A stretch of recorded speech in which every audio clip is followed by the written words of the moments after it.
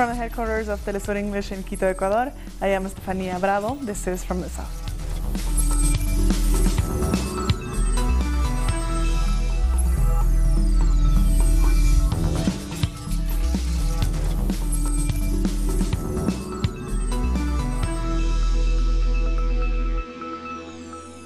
The Venezuelan ambassador to the Organization of American States has called on U.S. citizens to oppose President Donald Trump's plans to wage war in their name. He also condemned the administration for pretending to provide aid while stealing resources from the Venezuelan people. Samuel Moncada was speaking at a special OEA session to discuss the situation in Venezuela. These are the same players, the same tricks, the same pretensions of being concerned for those who suffer. One day they express concern for Venezuelan children, and then the next they say they will invade us to bring in help. They are going to kill us, to save us. They are going to bomb us in order to feed us. This is colonial humanitarianism that offers relief but ends up selling conquest. Yesterday, President Trump declared a state of emergency on the U.S.-Mexico border. Does that mean he will send food and medicine to migrants at the border? No, it means he will build a wall. Is it possible to believe that those who put children in jails in the U.S. and build walls are being sincere when they speak of Venezuelan children? If they want to help Venezuela, stop threatening war and return what you stole from our people. And Venezuelan President Nicolás Maduro has said he hopes to establish dialogue with the opposition to resolve the political situation in his country. Maduro made the announcement while speaking at a ceremony commemorating 200 years of the Angostura Congress. The U.S. empire has given the order not to have a dialogue, zero dialogue. That's a mistake. I've said it before. The White House has meddled in Mr. Donald Trump, Mr. President. Mr. President, your advisors have put you in an alley without an exit. The coup has failed, and they won't be able to defeat Venezuela. So the only path is dialogue, understanding, respect.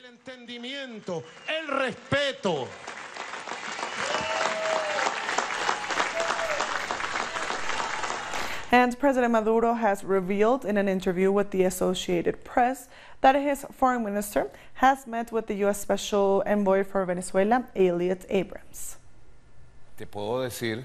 I can tell you that we have had 2 meetings already with Mr. Elliot Abrams in New York. Our foreign minister has met twice with Elliot Abrams. The first meeting lasted 2 hours, the second 3 hours, a few days ago. I invited Elliot Abrams to come to Venezuela, in private, in public, in secret. Or if he wants to meet, let him say when, how, where, and I will be there. All this comes as the Trump administration imposes more sanctions on Venezuela, specifically targeting 5 officials, including the head of Venezuelan state oil company PDVSA. It's estimated that in 2018 alone, international sanctions cost Venezuela $20 billion. Moving on to Haiti, where President Jovenel Moïse has made a call for dialogue after 8 days of violent protests that have left at least 7 people dead. Moïse says he will try to reestablish peace and stability. We are listening to the people, and a package of measures has been taken by the government. I asked the Prime Minister to come and explain them and apply them quickly to relieve our misery. And capital Port-au-Prince has partially returned to normality after days of turmoil. Still, opposition parties are urging for the resignation of the president and say more demonstrations may be called. Our correspondent Pablo Perez gives us more details. This is the 9th day of rioting on the streets of Port-au-Prince, the capital of Haiti, and we can see still some isolated blockages with burning tires. The police is reporting quickly to those places because, well, this is as an answer to the president's message. He issued a message to the nation yesterday, late at night, on national television, where he condemned the violence and made a call to peace that the opposition considered was a mild answer to the questions they are asking about the legality of the handling of the country money, and also the high inflation and the rise on the prices of fuel that was sparked the anger of the people that had been rioting, but there is not such a big numbers of riders on the street right now. They are burning tires on different places of different sectors of the city, but we cannot see the masses that we saw on days past. Thank you, Pablo, for your report. A teenager has died after he was smothered and suffocated by a supermarket security guard in Rio de Janeiro, Brazil. The incident was captured on camera. We warned viewers that the video you're about to see may be distressing to some. In the footage, the guard can be seen holding down the 19-year-old with the weight of his entire body. During the ordeal, the teen is said to have suffered positional asphyxia and was pronounced dead at hospital. A supermarket representative says the teen tried to steal the guard's weapon. A criminal investigation has been launched. The incident has incited widespread outrage and spurs comparison to the Eric Garner police killing in the U.S. And 8 employees from the mining company Vale have been detained in Brazil over the dam collapse that killed over 160 people. The arrests were made in the states of Rio de Janeiro, Sao Paulo, and Minas Gerais as investigations continue to clarify who was responsible for the disaster. 5 others were arrested at the end of January, 2 of them engineers accused of attesting to the safety of the dam. 31 forest fires are active in Chile, affecting several regions and leaving at least 2 dead. According to authorities, about 40,000 hectares were burned, with hundreds being evacuated. The southern regions were on red alert.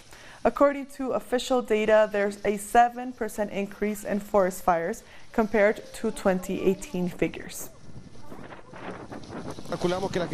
We have calculated that around 80 homes have been affected, and we are evacuating residents to a shelter set up in a school. No, we cannot go anywhere. We are trapped in this part here. We're trying to see if we can get pulled out.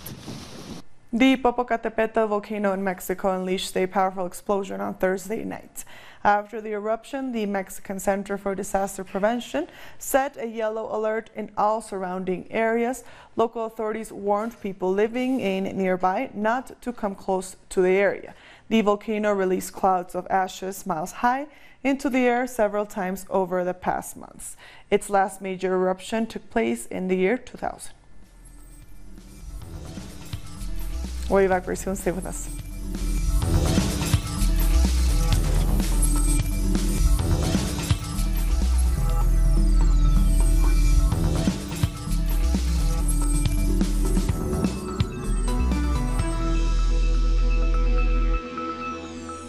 Welcome back. Jamaica has relaunched its Below 300 road safety campaign aimed at keeping road fatalities below that mark.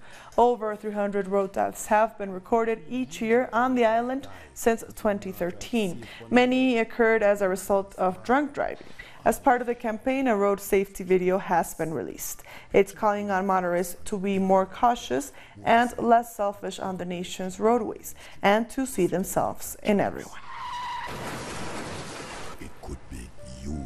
The Caribbean Tourism Organization is expressing concern about the limited marketing of the Caribbean region to Latin America due to financial challenges. The CTO Secretary General Hugh Riley says while he's optimistic about this year's tourism outlook, much more needs to be done to woo prospective visitors from non-traditional markets. He adds that if the Caribbean pools its resources, it would be a better option. The effect of tsunamis and other natural disasters. And on the eve of elections in Nigeria, voting stations are busy setting up for the big day. It's expected to be a close call between President Muhammadu Buhari and opposition leader Atiku Abubakar. President Buhari was elected in 2015 as he pledged to defeat Boko Haram militants, corruption, and boost the economy. He faces fierce competition from former Vice President Abubakar as fears grow about insecurity and the economy. Let's find out more about Saturday's elections when Africa's most populous country, Nigeria, will head to the polls. There are more than 70 candidates contesting the elections, but only 2 candidates have a real chance of winning. 76-year-old Muhammadu Buhari from the All Progressives Congress Party has campaigned on the promise that he'll take Nigeria to the next level. He also said votes would take place under a secure and peaceful atmosphere. He was elected as president in 2015 on the promise of fighting corruption and Boko Haram. But people say that he's failed to deliver on either promise. In the name of fighting corruption, he has been accused of mainly targeting the opposition. He was even nicknamed a slow Baba for his pace of work. In 2015, he took 6 months to appoint a cabinet. While in the 1980s, he headed the military junta, but now describes himself as a reformed Democrat. His health problems have raised concerns. Many questions whether he is fit to rule. He has made frequent visits to the UK for treatment. On record, he has made several factual mistakes during his interviews and has been called confused and powerless by critics.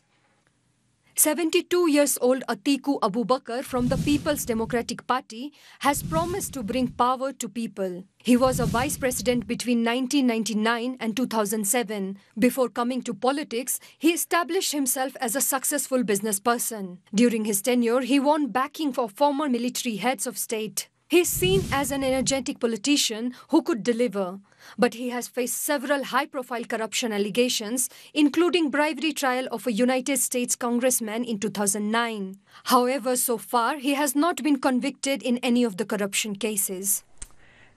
And earlier we spoke with Dirk Coetzee, professor of political science at the University of South Africa, about what this election means for Nigeria. Well, the current president, Buhari, promised when he was elected to bring more security stability to the country. That didn't really, in the end, materialize so much. There's still instability in the country as a result of Boko Haram. Rape and sexual violence against women and girls in South Sudan has continued to rise in high levels, according to the UN. This is despite the peace deal signed to finish the 5-year civil war in September of 2018. According to a report by the United Nations, at least 134 women and girls were raped between September and December last year. 41 women also suffered other forms of sexual violence. The UN said most perpetrators were reportedly members of youth militia groups. South Africa's President Cyril Ramaphosa has denied allegations made by a former party official that he worked as an apartheid government spy in the 1970s. Ramaphosa is accused of making this deal to avoid a long prison sentence on the infamous Robben Island. Our correspondent Matuba Malachi has the details from Pretoria. Veteran politician Patrick Musiwa Lekota told Parliament this week that President Cyril Ramaphosa was an apartheid-era spy. Now, Lekota is a former ANC MP and former Minister of Defense, among other portfolios that he held when he was a member of the ANC. He had since left the ANC in 2008 to form his own party. So now Lekota is in opposition to the ANC and uttered these words when the whole country was watching the debate of President Cyril Ramaphosa's State of the Nation address. Now, President Cyril Ramaphosa came out in defense of himself and his integrity, that he had not been a spy of the white supremacist apartheid government. But Musiwa Lekota insists that in 1974, when they detained with other comrades, President Cyril Ramaphosa saved himself from going to Robben Island for the longest time, like many other political icons that we know in this country, by ratting on his comrades. But President Cyril Ramaphosa came out in defense of himself, saying that he would never do that because he was committed to the battle and struggle against apartheid, and that's why he remains committed by serving the ANC that is still passionate about emancipating people in this country.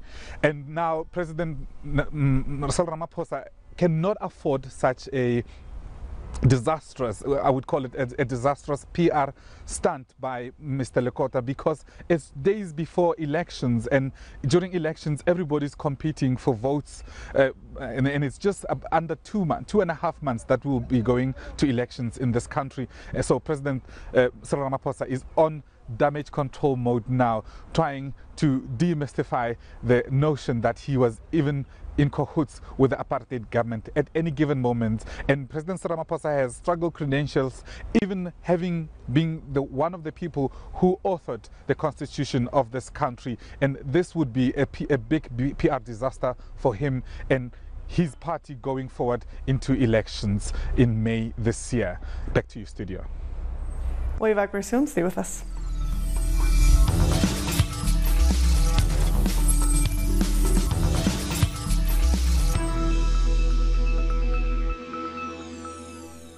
Welcome back. U.S. President Donald Trump has announced he will bypass Congress and declare a national emergency to get more money to build a border wall along the Mexican border. It's a great thing to do because we have an invasion of drugs, invasion of gangs, invasion of people, and it's unacceptable. And House Speaker Nancy Pelosi and fellow Democrats have vowed to take legal and legislative action to stop Trump's emergency declaration. This comes after Democrats agreed to a deal that handed Trump $1.37 billion to build 55 miles of barriers instead of the $5.7 billion he asked for. Moving on, Spain's Prime Minister Pedro Sánchez has called for snap elections to be held on April 28th. The announcement comes just days after Sánchez's 2019 budget failed to pass in Parliament. This major defeat came after Catalan nationalists withdrew their support for the government's budget.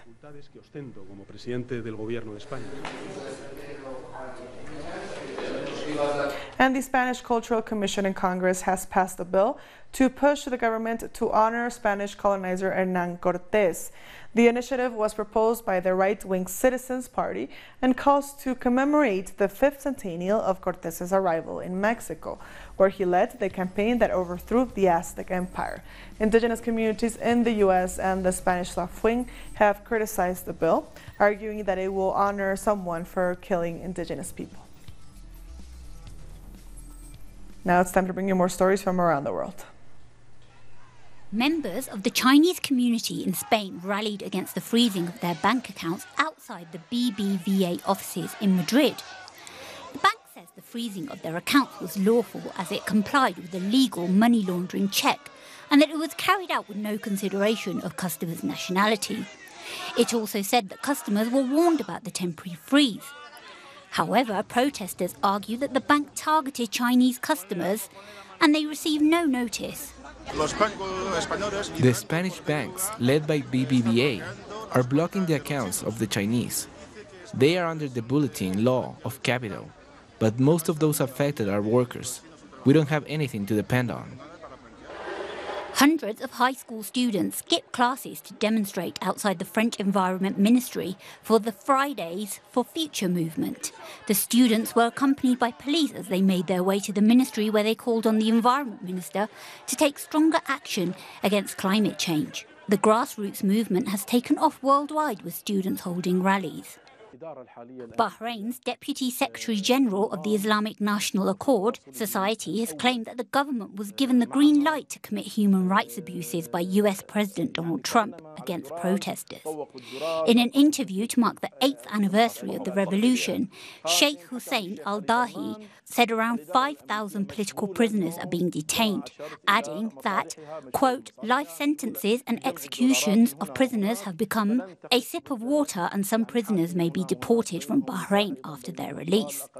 The country has seen a series of popular uprisings against the monarchical government since 2011. Brazilian actor Wagner Moura has presented his first film as director at the Berlin International Film Festival. Called Marighella, the movie tells the story of Marxist militant leader Carlos Marighella. He was one of the most important figures behind the fight against the military dictatorship that ruled Brazil during the 60s. The film will be released at a time when the current Brazilian president has praised the military dictatorship, pushed for a bill to expand gun rights, and has openly promoted the persecution of left-wing leaders. Carlos Marighella was killed in an ambush by state forces in 1969. We started this project in 2013. We shot the film under Temer, right after the coup d'etat that ousted Dilma Rousseff in 2016. And the film is going to be released this year under Mr. Jair Bolsonaro's presidency. So, of course, the film is not a response to any specific government. This film, I would like to think that our film is bigger than Bolsonaro.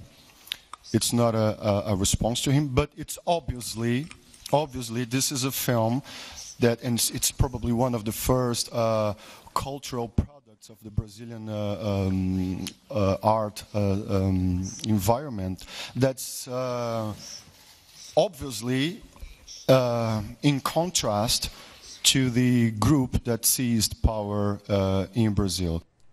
And before we end the show, remember to tune in to Telesur this Sunday for the second episode of our new documentary series, After War. The series shows the impact that U.S. military interventions have had in at least 12 countries across the world.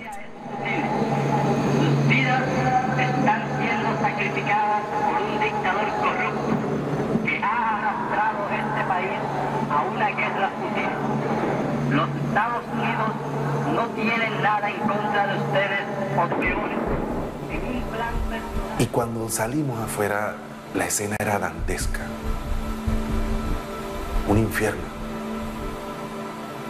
Habían cadáveres, la llama de los caserones de madera.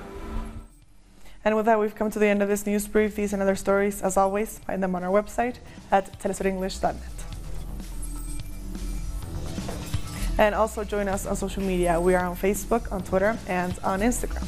For Telesur English, I am Stefania Bravo. Thank you for watching.